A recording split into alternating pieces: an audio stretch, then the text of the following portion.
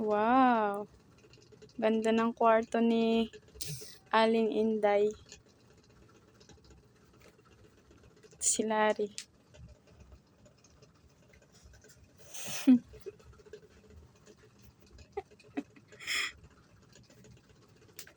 Kunyari daw, hindi niya alam.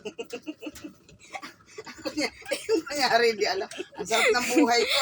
Ang sarap talaga ng buhay pag may sarili kang tahanan, kahit maliit lang. Masaya. Scripted.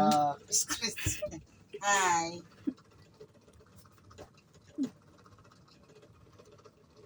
Ganda ng higaan ko, no?